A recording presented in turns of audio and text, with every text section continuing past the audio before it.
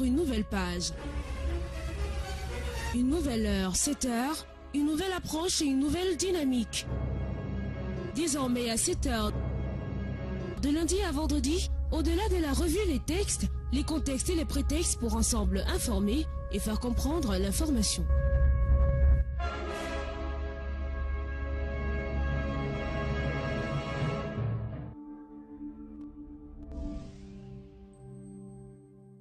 Plateau de la matinale de retour après cette courte transition. On va retrouver rapidement Jean-Jacques Zé, puisque vous êtes déjà impatient à la maison, pour la revue de presse de ce matin. Monsieur, bien le bonjour. Byron, bonjour. Sidoine Moncam, bonjour également. Bonjour à tous nos amis téléspectateurs et les auditeurs des radios qui nous accompagnent.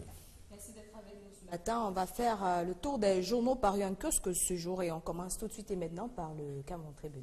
Cameroun Tribune, comme tous les autres titres ce matin, parle essentiellement de la rentrée scolaire avec le rythme du premier jour hier, 4 septembre. Mais le quotidien Capitaux Public nous permet d'avoir une réflexion précise sur l'encadrement de la communication au sein du Rassemblement démocratique du peuple camerounais avec un dossier proposé par le quotidien national bilingue ce matin qui doit prendre la parole au nom du Rassemblement démocratique du peuple camerounais. Comment la communication est-elle organisée de ce côté? Le journal a constaté une petite cacophonie ces derniers temps, même si Jacques Famdongo, le ministre de l'Enseignement supérieur, par ailleurs secrétaire national à la communication du parti de Paul Biya, indique aujourd'hui dans les colonnes de Cameroun Tribune que la communication est cohérente au sein du RDPC. Le journal parle justement de la nécessité d'un recadrage dans le cadre de la prise de parole au sein du Rassemblement démocratique du peuple camerounais, en observant que malgré les instructions, les orientations qui sont données, certains membres de cette formation politique n'hésitent pas souvent à prendre sans contrôle, sans autorisation, la parole pour donner leur point de vue relativement à quelques sujets évoqués dans d'autres pays. Il est donc nécessaire, selon le quotidien Cameroun Tribune, d'opérer un nécessaire recadrage pour mieux asseoir la communication au sein du parti du flambeau ardent dans d'autres pays. Dossier concernant la rentrée scolaire, notamment avec le train qui est effectivement en marche. Le constat a été effectué par notre confrère, c'est d'ailleurs le titre choisi par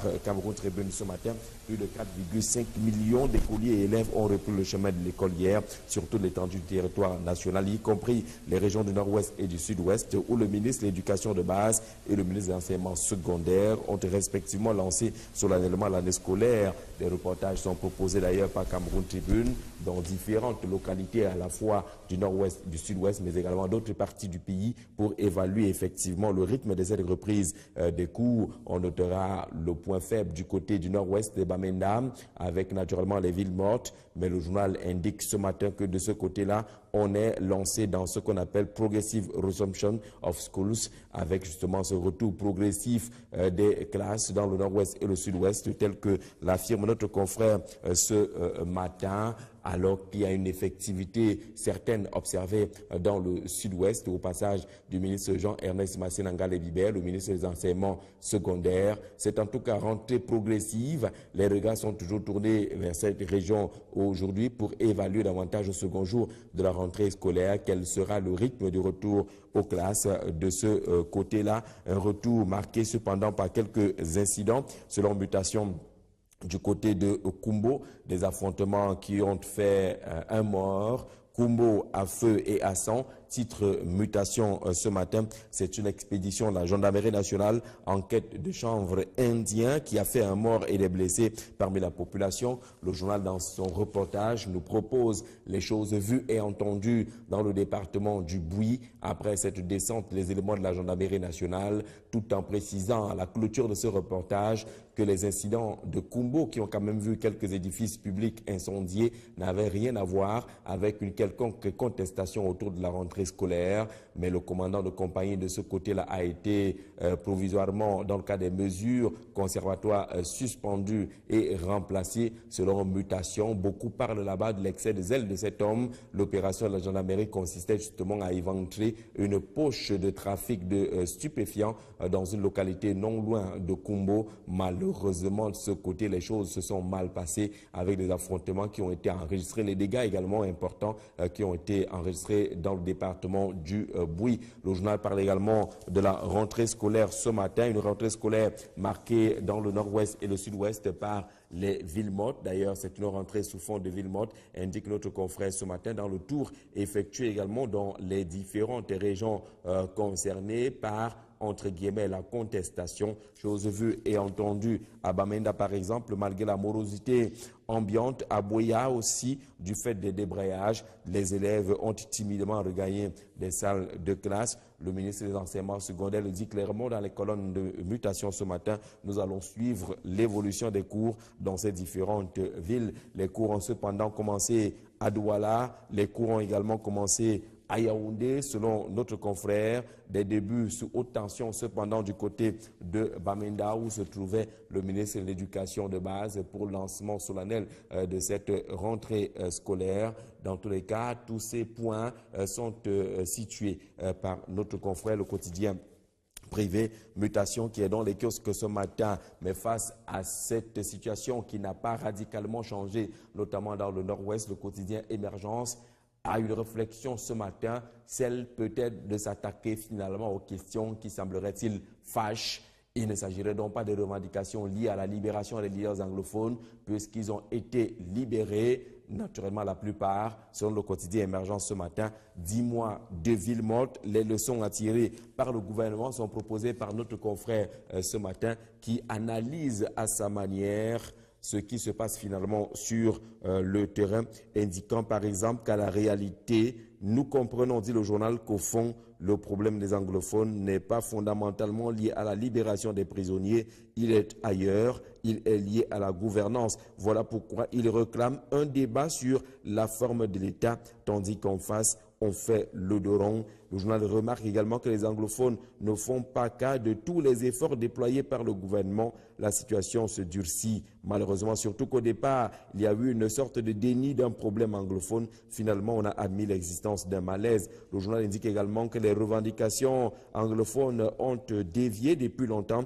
sur le champ politique, tandis que les décideurs ont choisi de se tirer sur le champ corporatiste. Malheureusement, on n'avance pas. Si ces revendications portent notamment sur la forme de l'État, est-ce pour cela qu'on ne peut pas en parler autour d'une table, interroge le quotidien Émergence ce matin, en ajoutant qu'aux revendications politiques, il faut des réponses toutes également politiques. Les 10 mois de ville morte et les leçons à tirer par le gouvernement proposées par notre confrère ce matin. Si on va du côté de Douala, on observera par exemple que le quotidien Le Messager parle également de cette timide reprise des cours du côté de Bamenda, le chef-lieu de la région du Nord-Ouest. Hier, 4 septembre, aura également observé le journal de feu Pius Ndiaoué. Également, d'autres journaux tels que le quotidien de l'économie nous parlent de cette rentrée scolaire en la qualifiant d'une rentrée en colère et pas seulement rentrée scolaire, notamment avec quelques cas qui ont été enregistrés du côté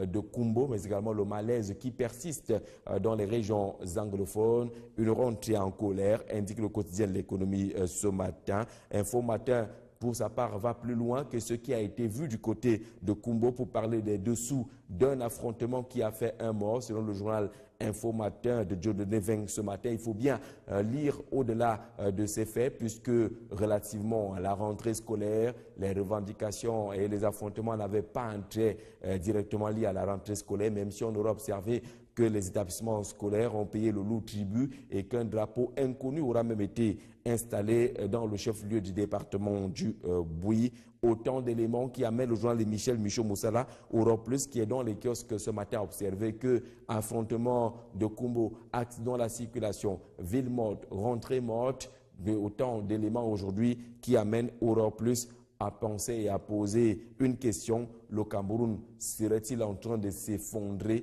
selon le journal qui est dans les kiosques ce matin, qui aligne justement tous ces différents problèmes connus par notre pays ces derniers temps? Est-ce que le Cameroun vit un véritable effondrement? L'orphelin, pour sa part, nous indique au moins que face à la crise des mœurs et la crise morale au Cameroun, le ministère de l'Éducation civique est en train de mettre en place une batterie de mesures pour essayer d'assurer des rentrées citoyennes et patriotiques dans notre pays. Le ministre Mounouna Futsu est en tout cas déterminé à ramener les valeurs morales et civiques dans l'ensemble de la communauté éducative, avec quelques initiatives qui vont certainement porter des fruits, selon la lecture proposée par le journal L'Orphelin ce matin. Depuis ce lundi, hier donc, Jour de rentrée scolaire 2017-2018, les équipes mobiles d'animation populaire, urbaine et rurale, les EMAPU, comme on les a baptisées, accompagnés des médiateurs communautaires, ont effectué dans certains établissements les premières activités de sensibilisation pour le code d'opération rentrée scolaire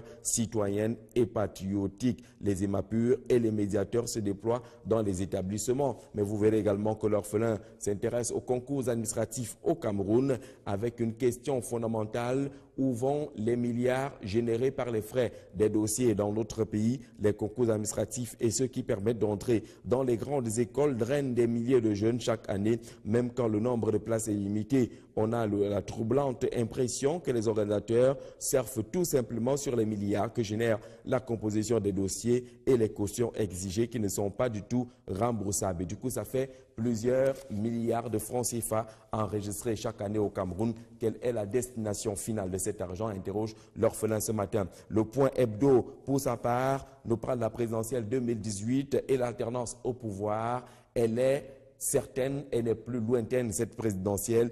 Et du coup, le journal indique que le président Paul Biya est dans la tourmente. Doit-il, ne doit-il pas présenter sa candidature pour la prochaine élection? C'est un véritable dilemme, étant donné que du côté de la société civile, des partis politiques d'opposition, tout le monde voudrait ne plus voir le président Paul Biya annoncer ou présenter sa candidature.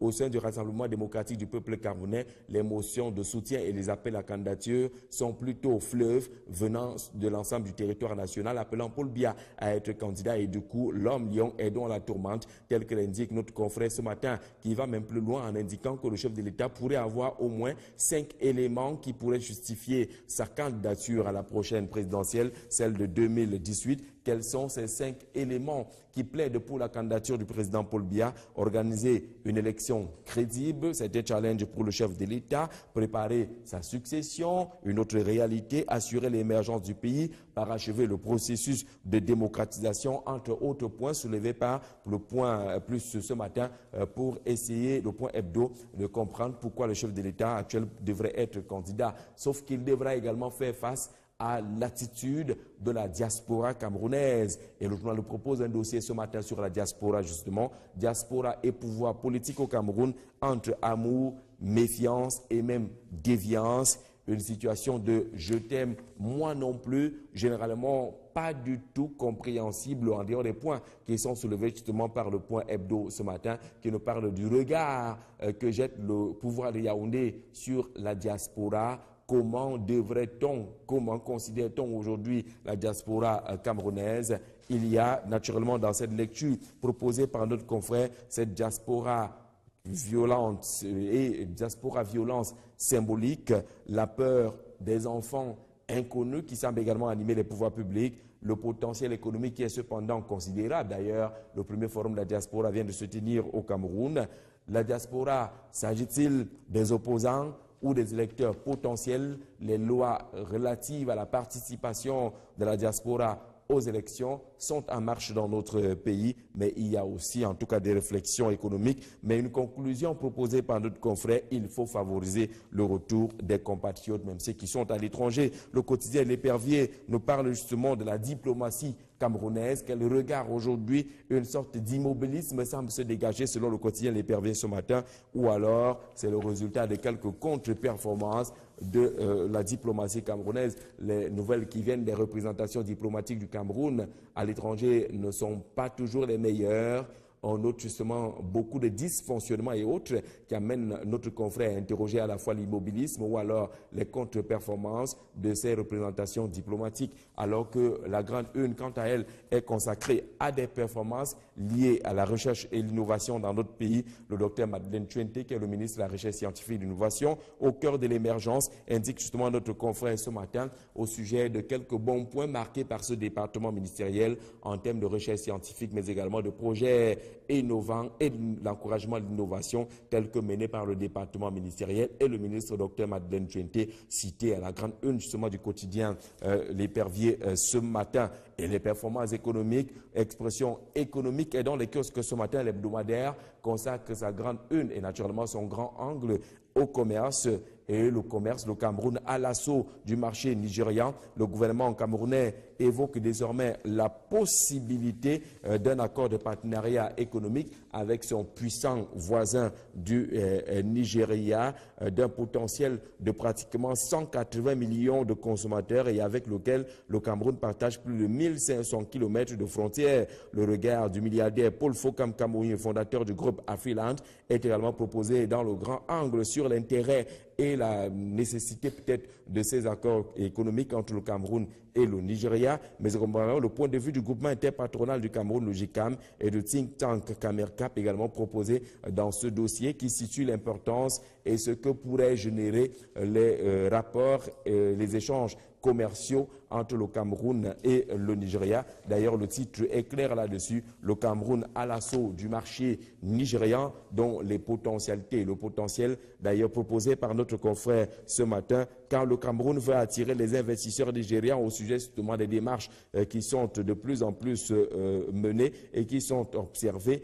Autre élément soulevé dans ce dossier ce matin, la proximité qui est malheureusement peu exploité jusqu'à présent. Le Nigeria qui absorbe seulement 3,5% des exportations formelles du Cameroun. Il faut les densifier, même si les exportations informelles semblent également exister selon notre confrère ce matin. Parlant économie et la vignette automobile, désormais adossée à la police d'assurance, la Direction générale des impôts face aux prévisions, l'état de l'alliance entre la Direction générale des impôts et les assureurs pour une collecte commune est proposé, cet état d'alliance-là, par le journal Camer Presse, Justin Blaise Akono ce matin. Les dernières statistiques de la Direction générale des impôts concernant les objectifs budgétaires, les IS 2017, mais également la note de la Direction générale des impôts sur l'importation des véhicules d'occasion au Cameroun. C'est le dossier que propose Camer Presse, qui est dans les kiosques ce matin, au sujet justement de cette nouveauté qui entre dans les réformes, notamment la première,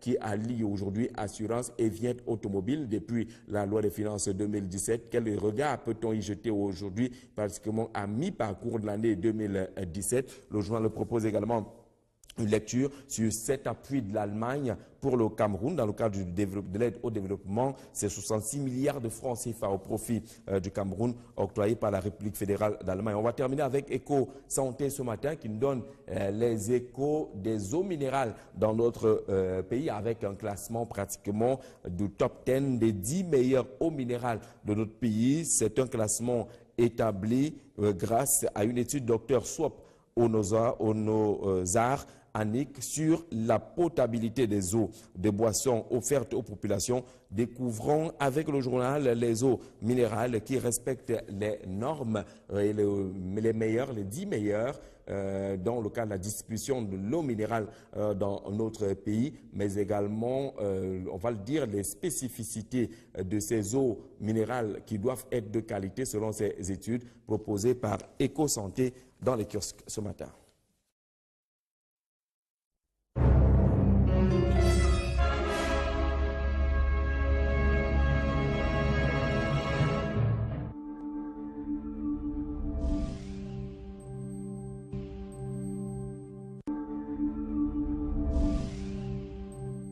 Jean-Jacques, pour cette lecture des unes proposées ce matin, on revient donc à l'instant de l'analyse comme toujours.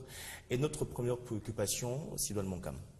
Voilà, encore des villes mortes observées hier dans la ville de Bamenda, région du Nord-Ouest, avec une rentrée scolaire timide par endroits, on va le dire comme ça, Jean-Jacques. La situation semble n'avoir pas changé malgré la libération de quelques leaders du consortium du côté des régions du Nord-Ouest et du Sud-Ouest. On dirait qu'elle n'a pas radicalement changé, même si dans les faits, les chiffres sont nettement meilleurs que ceux enregistrés en fin d'année dernière. On a quand même vu une volonté réelle de la communauté éducative à aller vers les écoles. Les salles de classe étaient ouvertes. Les établissements publics comme privés, les établissements confessionnels également ont marqué leur volonté à ouvrir les portes et à accueillir les élèves. Mais vous savez justement que c'est dans un contexte particulier, notamment dans le Nord-Ouest. Les tracts ont encore circulé et j'ai lu avec beaucoup de stupéfaction l'un de ces tracts hier qui a demandé aux élèves de ne pas sortir du tout et qui disait aux parents que si vous laissez sortir vos enfants, c'est leur corps que vous allez recevoir chez vous. Je pense que c'était des tracts d'une grossièreté, une barbarie incroyable dans le contexte où tout le monde semble aller dans le sens de, j'allais dire, de la formation des enfants et de la recherche de l'apaisement, et que quelques fauteurs de troubles en arrivent encore à faire diffuser ce genre de acte. Vous comprenez que tout parent, face justement à cet acte-là, malgré les assurances de sécurité données par les pouvoirs publics, devrait quand même réfléchir. D'ailleurs, on a appris également, avec nos reporters descendus sur le terrain, que dans certains cas, les parents indiquaient qu'ils allaient quand même un peu observer 1, 2, 3 jours, voire même une semaine avant totalement de libérer leurs enfants. Je pense que les efforts sont en train d'être faits. Il y a un peu plus d'élèves aujourd'hui, même si le fossé est encore énorme entre les chiffres souvent connus dans le nord-ouest et le sud-ouest en termes de fréquentation, autour de fréquentation des établissements scolaires et ce qui est observé aujourd'hui. Mais au moins le message est passé. Je pense que les rentrées scolaires, même en temps normal, n'ont toujours pas été, j'allais dire, le premier jour, ça a toujours été un peu difficile. Il y a une certaine timidité.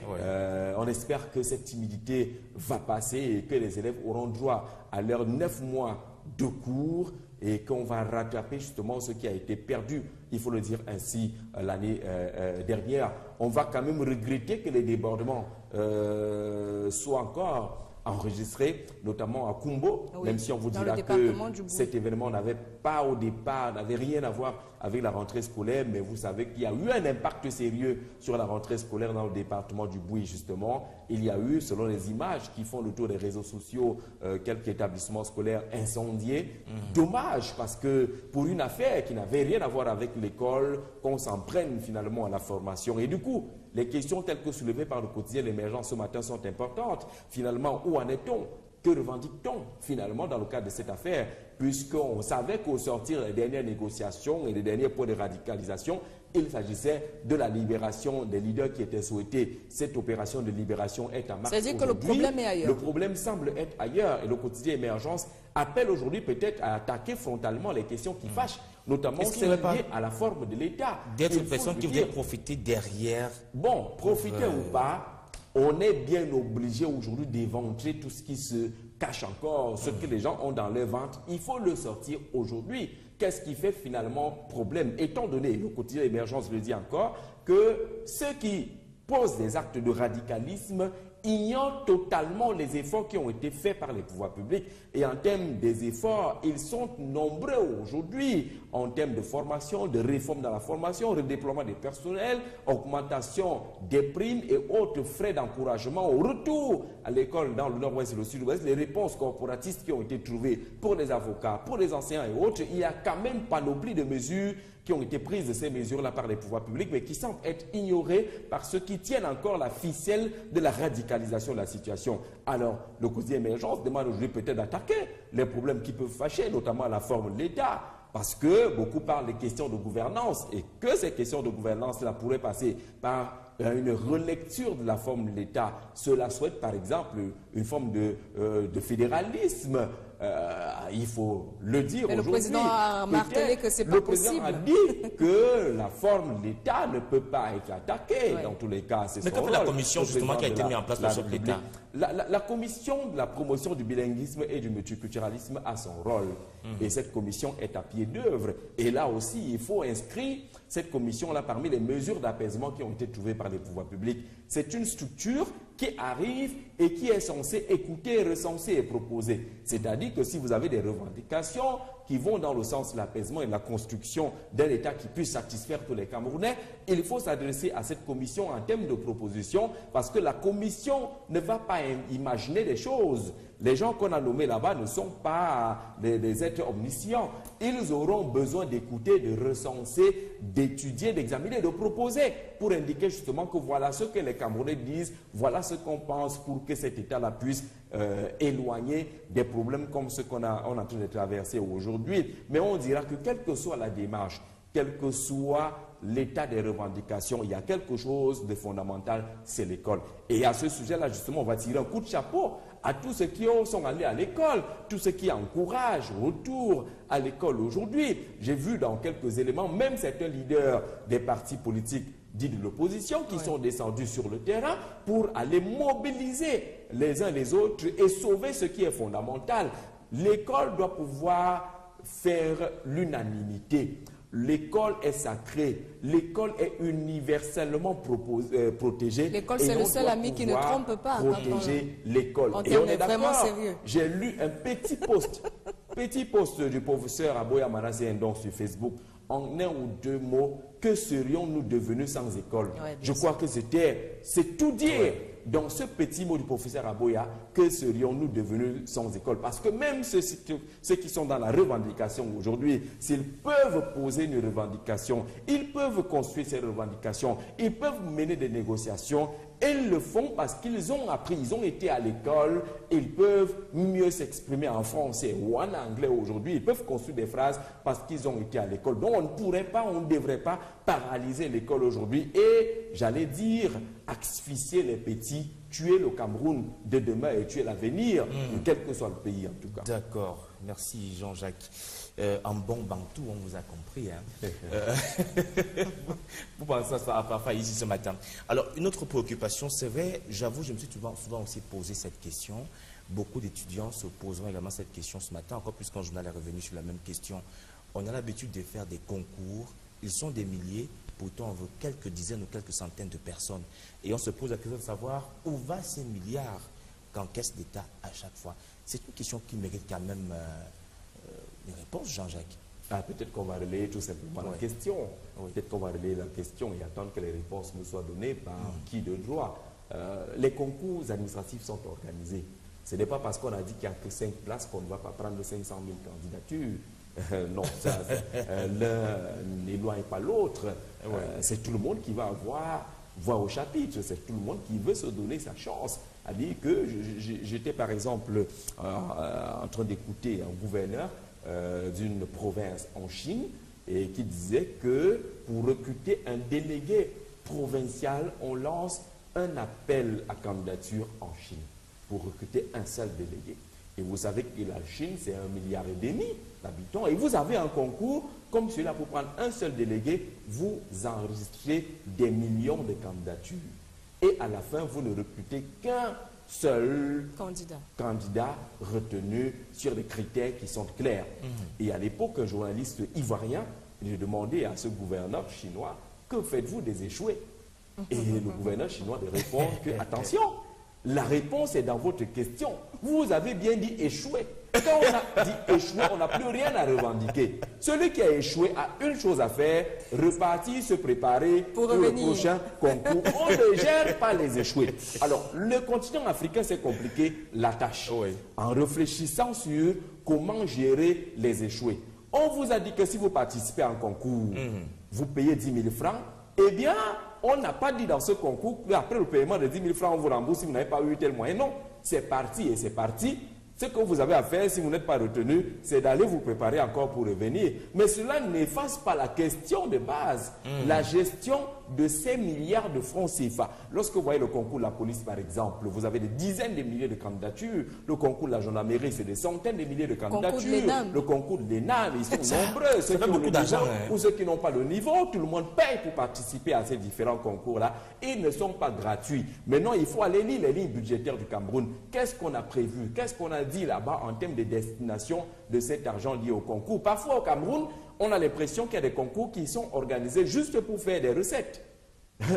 Vous vous levez un matin, vous dites qu'il y a un concours qui est lancé. Alors que les noms sont déjà arrêtés. Il y a un accent particulier sur ce que vous devez payer. Et lorsqu'on vous dit que vous devez payer 10 000 francs, à la fin, vous vous rendez compte que vous avez dépensé 40 à 50 000 francs. C'est parti dans les timbres, les taxis, les voyages, le soleil, les fiches, ainsi de suite, ainsi de suite. Il y a beaucoup d'argent et naturellement, les questions soulevées aujourd'hui par le quotidien, l'épervier, ces questions sont fondamentales. Il faut une certaine transparence autour de la gestion de ces milliards de francs CFA. Parce que vous vous rendez compte justement que l'enveloppe que finit par constituer la participation des Camerounais à des concours n'est pas négligeable du tout. Parfois, lorsqu'on vous dit que pour faire une route là, il faut 5 à 8 milliards de francs, vous vous rendez compte que seulement l'appel à candidature pour un concours permet déjà d'avoir cet argent.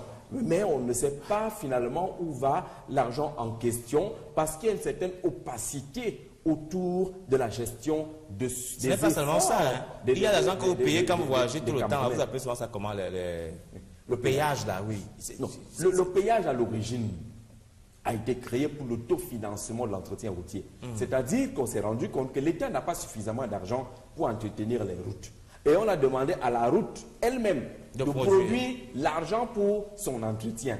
C'est-à-dire, on dit, Sidoine, produis ton argent pour assurer... Pour la brigade de reportage, par exemple. Voilà comment c'est fait. Alors, au fil des années, justement, la question est posée parce que la route est essentiellement dégradée à l'entrée de tous les postes de péage. C'est-à-dire que lorsque vous voyez un poste de péage, c'est là où, justement, la route vous nargue en disant que je produis de l'argent là, mais je ne bénéficie pas de la toilette qu'il faut ici. C'est quand même ce qui est paradoxal dans notre pays. Vous constatez également au niveau des postes de pesage que tous les postes de pesage au Cameroun sont creusés. D'ailleurs, les camions se renversent là. À l'entrée du pont bascule, pratiquement tous les postes de pesage dans notre pays connaissent ce problème-là. Alors, comment ça se passe donc avec l'argent du péage qui est géré par un comité interministériel? Il y a un fonds de sécurisation des recettes routières qui existe dans notre pays, mais il y a le flou autour de cette affaire. Souvenez-vous, il y a cela 10-15 ans, lorsque les postes de péage arrivaient au Cameroun, il y avait chaque mois un classement des meilleurs péages au Cameroun qui était lu sur les antennes de la radio nationale. On vous disait que pour ce mois, le péage d'EDEA a généré 1,5 milliard. On applaudissait, on récompensait même les employés de ce côté-là. On dirait, dernier poste de péage, le péage de Guam, ainsi de suite, ainsi de suite. Et puis le mois prochain, il y avait, quelques temps après, on n'en parlait plus. C'est comme si on a voulu garder les recettes dans le noir. Vous constaterez également que les recettes sont plutôt décroissantes. À un moment donné, lorsqu'on suivait ce classement, on se rendait compte qu'au fil des années, au lieu que les recettes soient croissantes, elles décroissaient plutôt. Alors que vous aviez en même temps le parc automobile qui était en explosion au Cameroun, à-dire l'axe Douala-Yaoundé enregistre plus de voitures que par le passé. Vous aviez également le retrait de quelques limitations. Parce qu'à l'époque, on vous disait que le sous-préfet ne payait pas, telle personne ne payait pas. Après, on me dit tout le monde paye. Tout le monde s'est mis à payer, mais les recettes ont encore chuté. On a même multiplié les postes de péage, mais les recettes ont encore chuté. Mais surtout, la route n'en bénéficie pas. La route semble ne pas bénéficier justement ces avantages-là, des postes de péage. Et du coup, naturellement, les acteurs du péage ont compris que la chèvre doit brouter là où elle est attachée, même si le serpent viendra le mordre là-bas. Mais vous voyez que les gens, lorsque vous arrivez au poste de péage, vous êtes un peu distrait. Le type fait semblant de couper le ticket. En fait, il a des vieux tickets sur le bloc. Et comme vous n'avez pas le temps de regarder, vous n'avez pas le temps de regarder. Et quand vous êtes malin, vous vous rendez compte que c'est même la date d'hier. Et vous êtes déjà parti. Le gars il est parti, ou alors il vous dit au revoir, vous êtes distrait, vous vous embrouillez au président, le grand journaliste, vous êtes embrouillé, vous partez, vous devez laisser le ticket et votre 500 francs, il a la poche gauche, ainsi de suite. Voilà comment la route fait vivre certains, mais n'en profite pas elle-même. C'est comme le Caterpillar, non? On dit que le Caterpillar ouvre toutes les routes. On dit quand c'est la forêt, on appelle le Caterpillar. Mais une fois qu'il y a le bitume, la première personne qui n'a plus le droit de circuler, là, c'est le Caterpillar. Merci Jean-Jacques. Alors, on va dire un mot rapidement sur la Coupe du Monde Russie 2018. Les Lions indomptables du Cameroun, malheureusement, ne prendront pas part, ne seront pas du rendez-vous parce que tenus en échec hier par les Super Eagles du Nigeria. Ben, c'est dommage que le Cameroun ne puisse pas participer à cette Coupe du Monde parce qu'on était quand même entré dans une logique de reconstruction qui avait bien commencé par une victoire à la Coupe d'Afrique des Nations. Le couronnement aurait été une participation à la Coupe du Monde de Russie 2018. Le Cameroun est éliminé aujourd'hui. Le Cameroun avait-il les moyens pour participer à cette compétition? Et généralement, face au Nigeria, on a souvent eu la chance de gagner parce que nous, on est souvent plus volontaires. Le Nigeria a toujours eu des talents, de gros talents.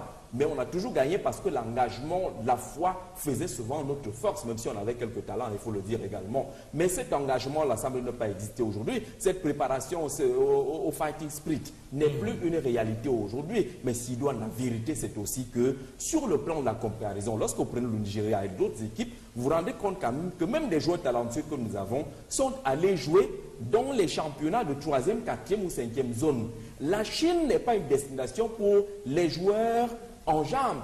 On n'a pas 20 ans et 21 ans, on va jouer en Chine. On va jouer en Chine lorsqu'on a 30 ans et 36 ans pour assurer seulement les vieux jours de la retraite. Et vous avez en face de vous les gens qui jouent à Chelsea.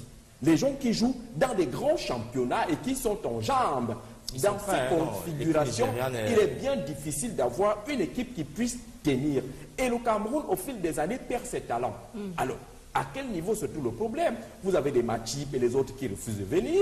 Vous avez des gens qui sont facilement devenus français, les Mbappé et consorts, les Ntep et autres, qui sont des Français, les Umtiti, ce sont des Camerounais. Vous imaginez que si on avait capitalisé, si on avait pris ces Camerounais au Cameroun, comme les autres réussissent à le faire, parce que dans le système anglo-saxon, c'est bien difficile de voir les Nigérians, les Ghanéens et autres prendre d'autres nationalités. Chez nous, là, dans le système francophone, c'est très facile d'avoir une nationalité et de tourner le dos à son pays. Parce qu'il y a une faiblesse de l'offre locale. L'offre locale est faible en termes d'organisation. L'organisation locale n'a pas de part, ces gens. Et puis le médiateur, c'est qui dans nos pays?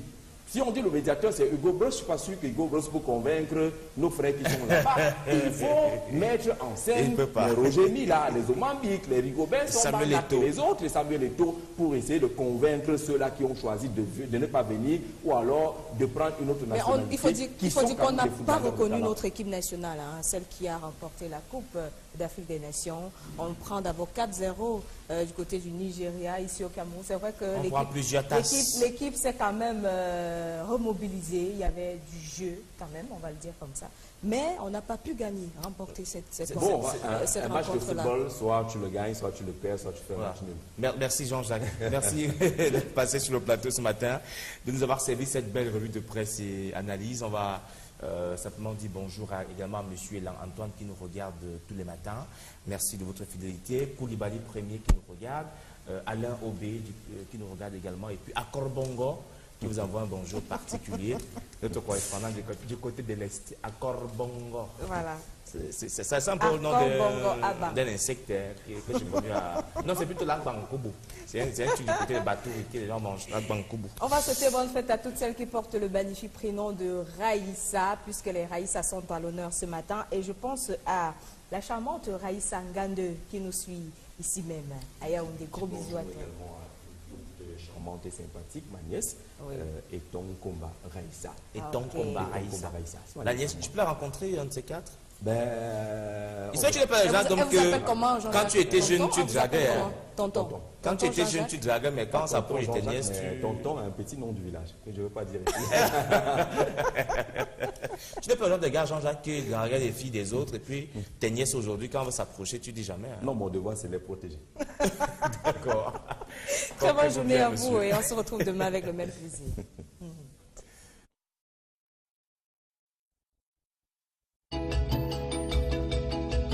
Médiateurs se déploient dans les établissements. Mais vous verrez également que l'orphelin s'intéresse aux concours administratifs au Cameroun avec une question fondamentale: où vont les milliards générés par les frais des dossiers dans l'autre pays? Les concours administratifs et ceux qui permettent d'entrer dans les grandes écoles drainent des milliers de jeunes chaque année, même quand le nombre de places est limité. On a la troublante impression que les organisateurs surfent tout simplement sur les milliards que génère la composition des dossiers et les cautions exigées qui ne sont pas du tout remboursables. Et du coup, ça fait plusieurs milliards de francs CFA enregistrés chaque année au Cameroun. Quelle est la destination finale de cet argent? Interroge l'orphelin ce matin. Le Point Hebdo, pour sa part, nous parle de la présidentielle 2018 et l'alternance au pouvoir. Elle est certaine, elle est plus lointaine, cette présidentielle.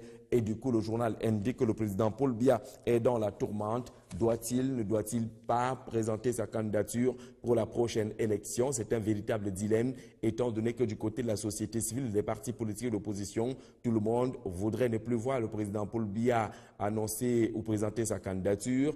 Au sein du Rassemblement démocratique du peuple camerounais, les motions de soutien et les appels à candidature sont plutôt fleuves venant de l'ensemble du territoire national, appelant Paul Biya à être candidat. Et du coup, l'homme lion est dans la tourmente, tel que l'indique notre confrère ce matin, qui va même plus loin en indiquant que le chef de l'État pourrait avoir au moins 5 éléments qui pourraient justifier sa candidature à la prochaine présidentielle, celle de 2018. Quels sont ces 5 éléments qui plaident pour la candidature du président Paul Biya? Organiser une élection crédible, c'est un challenge pour le chef de l'État. Préparer sa succession, une autre réalité, assurer l'émergence du pays, parachever le processus de démocratisation, entre autres points soulevés par le Point Plus ce matin pour essayer, le Point Hebdo, de comprendre pourquoi le chef de l'État actuel devrait être candidat. Sauf qu'il devra également faire face à l'attitude de la diaspora camerounaise. Et le journal nous propose un dossier ce matin sur la diaspora, justement. Diaspora et pouvoir politique au Cameroun,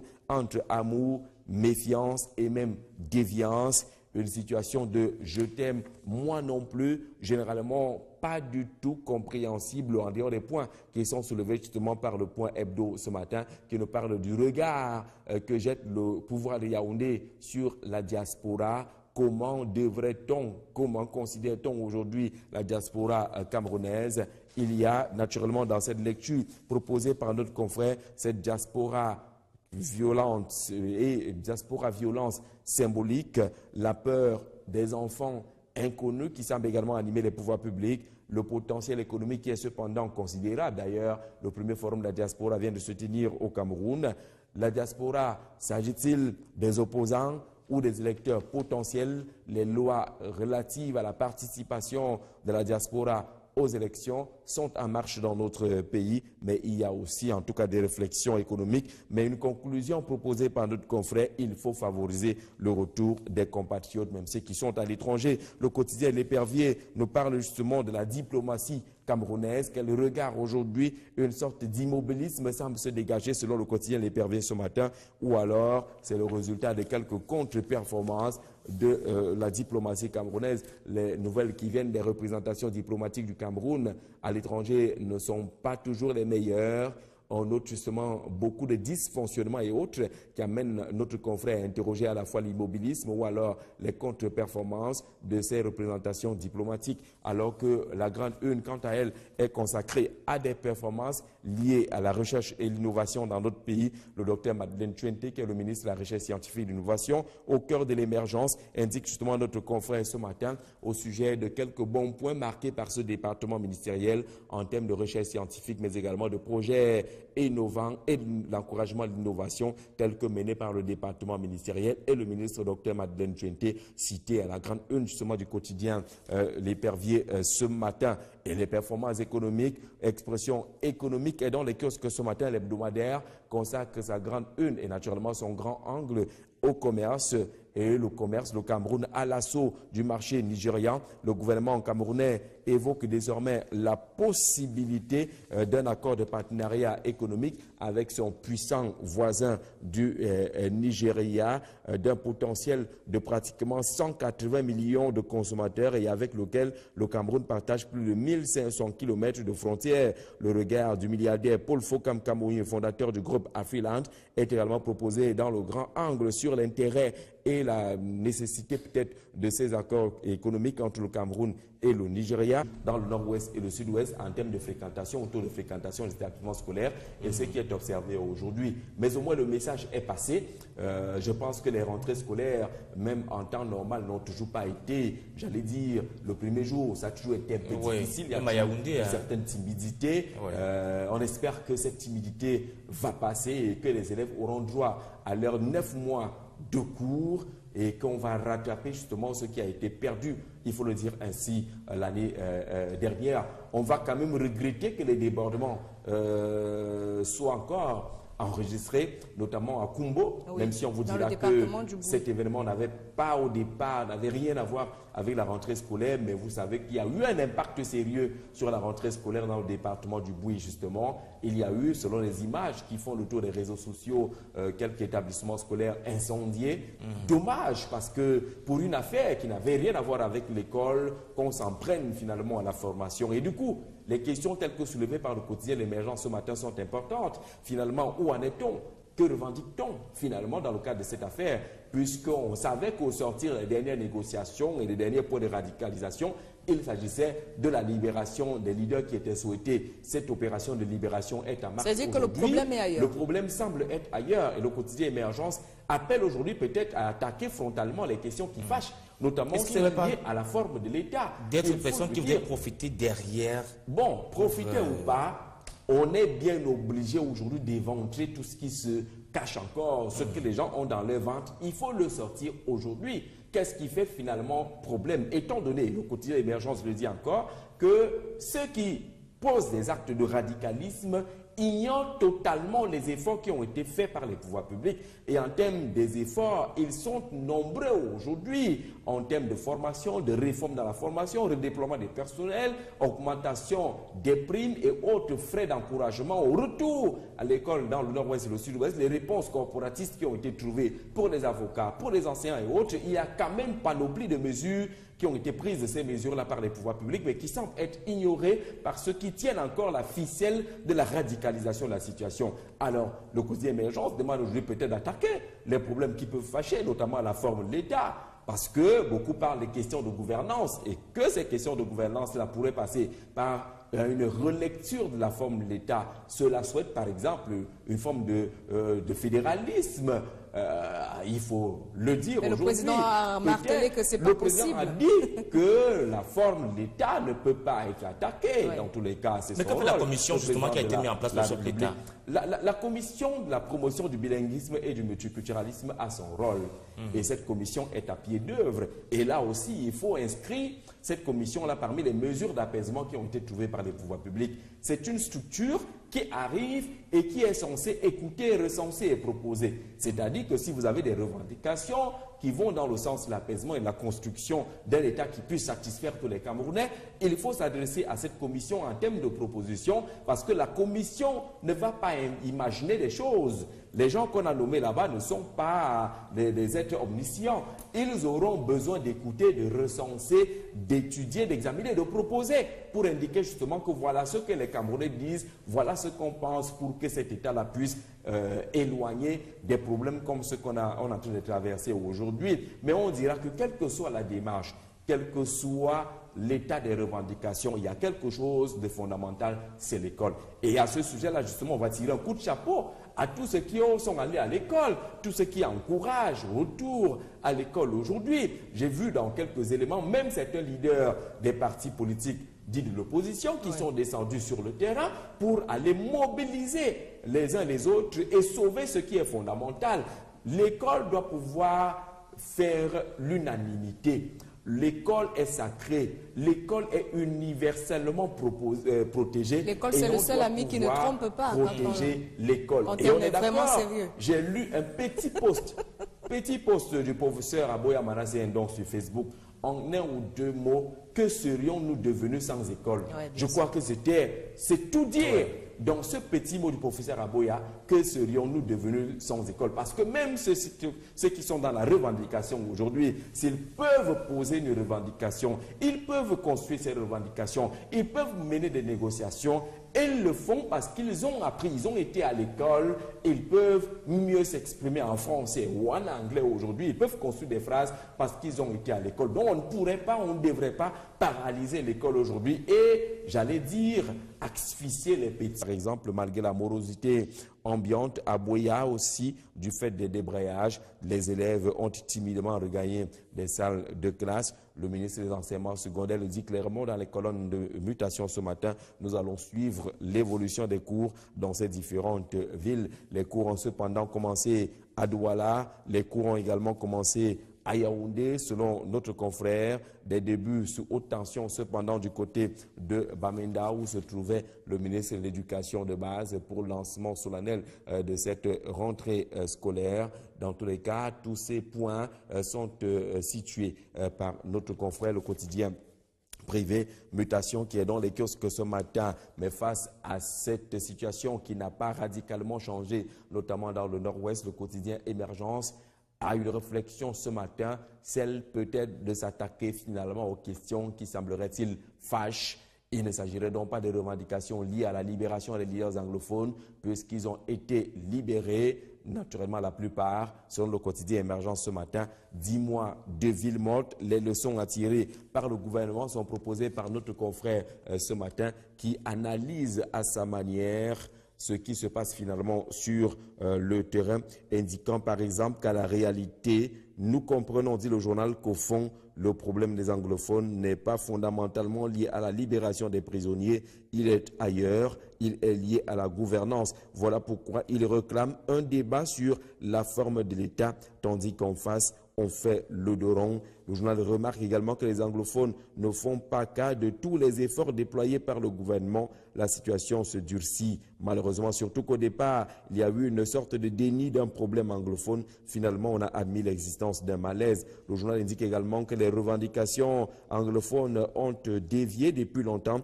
sur le champ politique, tandis que les décideurs ont choisi de se terrer sur le champ corporatiste. Malheureusement, on n'avance pas. Si ces revendications portent notamment sur la forme de l'État, est-ce pour cela qu'on ne peut pas en parler autour d'une table, interroge le quotidien Émergence ce matin en ajoutant qu'aux revendications politiques, il faut des réponses toutes également politiques. Les 10 mois des villes mortes et les leçons à tirer par le gouvernement proposées par notre confrère ce matin. Si on va du côté de Douala, on observera par exemple que le quotidien Le Messager parle également de cette timide reprise des cours du côté de Bamenda, le chef-lieu de la région du Nord-Ouest. Hier, 4 septembre, aura également observé le journal de feu Pius Ndiaoué. Également, d'autres journaux tels que le quotidien de l'économie nous parlent de cette rentrée scolaire en la qualifiant d'une rentrée en colère et pas seulement rentrée scolaire, notamment avec quelques cas qui ont été enregistrés du côté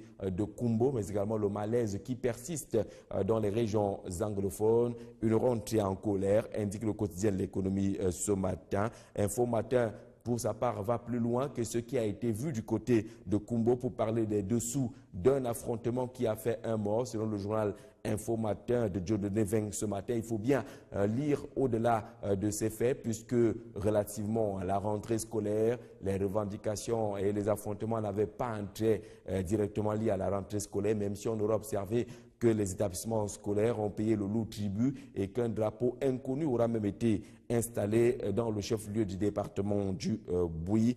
Autant d'éléments qui amènent le journal de Michel Moussala au plus qui est dans les kiosques ce matin à observer que affrontement de Kumbo, accident de la circulation, ville morte, rentrée morte, mais autant d'éléments aujourd'hui qui amènent au plus à penser et à poser une question. Le Cameroun serait-il en train de s'effondrer, selon le journal qui est dans les kiosques ce matin, qui aligne justement tous ces différents problèmes connus par notre pays ces derniers temps? Est-ce que le Cameroun vit un véritable effondrement? L'orphelin, pour sa part, nous indique au moins que face à la crise des mœurs et la crise morale au Cameroun, le ministère de l'Éducation civique est en train de mettre en place une batterie de mesures pour essayer d'assurer des rentrées citoyennes et patriotiques dans notre pays. Le ministre Mounouna Futsu est en tout cas déterminé à ramener les valeurs morales et civiques dans l'ensemble de la communauté éducative, avec quelques initiatives qui vont certainement porter des fruits, selon la lecture proposée par le journal L'Orphelin ce matin.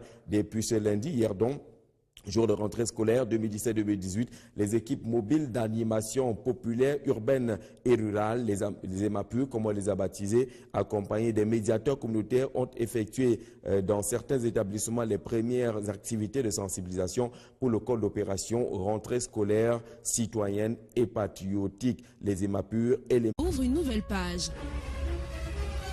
Une nouvelle heure, 7 heures, une nouvelle approche et une nouvelle dynamique. Désormais à 7 heures, de lundi à vendredi, au-delà de la revue Les Textes, les contextes et les prétextes pour ensemble informer et faire comprendre l'information.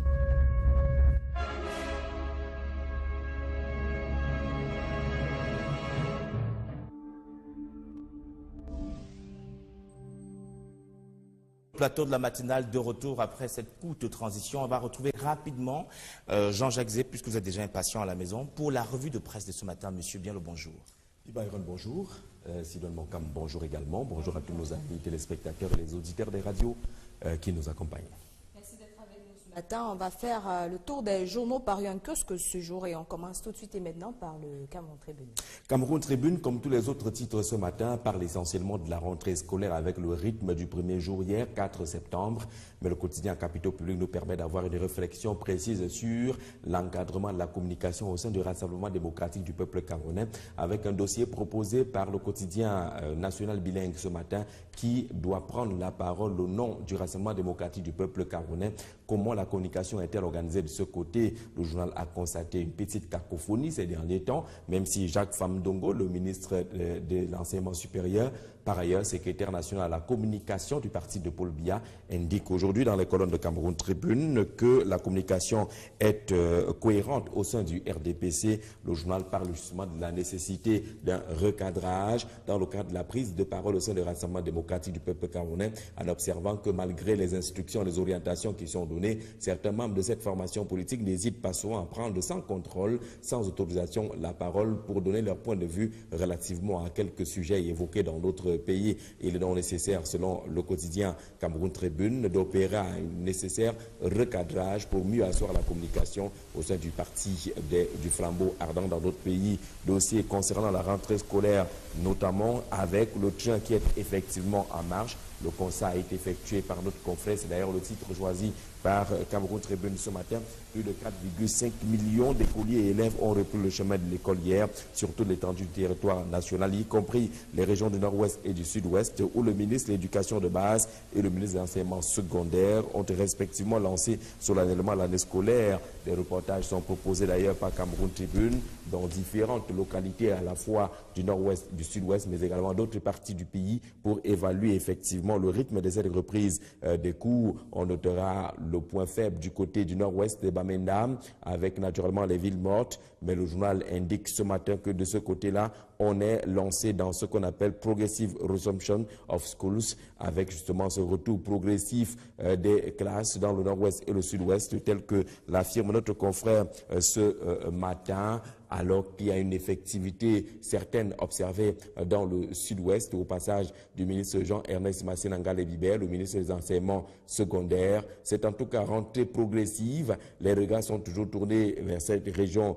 aujourd'hui pour évaluer davantage au second jour de la rentrée scolaire quel sera le rythme du retour aux classes de ce côté-là. Un retour marqué cependant par quelques incidents selon mutation du côté de Kumbo, des affrontements qui ont fait un mort. Kumbo à feu et à sang, titre mutation ce matin. C'est une expédition de la gendarmerie nationale en quête de chanvre indien qui a fait un mort et des blessés parmi la population. Le journal, dans son reportage, nous propose les choses vues et entendues dans le département du Bouy après cette descente, les éléments de la gendarmerie nationale, tout en précisant à la clôture de ce reportage que les incidents de Kumbo, qui ont quand même vu quelques édifices publics incendiés, n'avaient rien à voir avec une quelconque contestation autour de la rentrée scolaire. Mais le commandant de compagnie de ce côté-là a été provisoirement, dans le cas des mesures conservatoires, suspendu et remplacé selon mutation. Beaucoup parlent là-bas de l'excès de zèle de cet homme. L'opération de la gendarmerie consistait justement à éventrer une poche de trafic de stupéfiants dans une localité non loin de Kumbo. Malheureusement, de ce côté, les choses se sont mal passées avec des affrontements qui ont été enregistrés. Les dégâts également importants qui ont été enregistrés dans le département du Bouy. Le journal parle également de la rentrée scolaire ce matin, une rentrée scolaire marquée dans le nord-ouest et le sud-ouest par les villes mortes. D'ailleurs, c'est une rentrée sous fond de villes mortes, indique notre confrère ce matin, dans le tour effectué également dans les différentes régions concernées par, entre guillemets, la contestation, chose vue et entendue à Bamenda. Mais le point de vue du groupement interpatronal du Cameroun, le GICAM, et du think tank Camercap également proposé dans ce dossier qui situe l'importance et ce que pourraient générer les rapports, les échanges commerciaux entre le Cameroun et le Nigeria. D'ailleurs, le titre est clair là-dessus. Le Cameroun à l'assaut du marché nigérian, dont les potentialités, le potentiel d'ailleurs proposé par notre confrère ce matin, quand le Cameroun veut attirer les investisseurs nigérians au sujet justement des démarches qui sont de plus en plus menées et qui sont observées. Autre élément soulevé dans ce dossier ce matin, la proximité qui est malheureusement peu exploité jusqu'à présent. Le Nigeria qui absorbe seulement 3,5% des exportations formelles du Cameroun. Il faut les densifier, même si les exportations informelles semblent également exister selon notre confrère ce matin. Parlant économie et la vignette automobile, désormais adossée à la police d'assurance, la Direction générale des impôts face aux prévisions, l'état de l'alliance entre la Direction générale des impôts et les assureurs pour une collecte commune est proposé. Cet état d'alliance-là par le journal Khmer Presse, Justin Blaise Akono ce matin. Les dernières statistiques de la Direction générale des impôts concernant les objectifs budgétaires l'existe 2017, mais également la note de la Direction générale des impôts sur l'importation des véhicules d'occasion au Cameroun. C'est le dossier que propose Khmer Presse qui est dans les kiosques ce matin au sujet justement de cette nouveauté qui entre dans les réformes, notamment la première qui allie aujourd'hui assurance et viette automobile depuis la loi des finances 2017. Quel regard peut-on y jeter aujourd'hui, particulièrement à mi-parcours de l'année 2017? Le journal le propose également une lecture sur cet appui de l'Allemagne pour le Cameroun dans le cadre de l'aide au développement. C'est 66 milliards de francs CFA au profit du Cameroun octroyés par la République fédérale d'Allemagne. On va terminer avec Eco Santé ce matin qui nous donne les échos des eaux minérales dans notre pays avec un classement pratiquement du top 10 des 10 meilleures eaux minérales de notre pays. C'est un classement établi grâce à une étude Dr Swap Onozar Annick sur la potabilité des eaux de boissons offertes aux populations. Découvrons avec le journal les eaux minérales qui respectent les normes et les meilleures, les 10 meilleures dans le cas de la distribution de l'eau minérale dans notre pays, mais également, on va le dire, les spécificités de ces eaux minérales qui doivent être de qualité selon ces études proposées par EcoSanté dans les kiosques ce matin.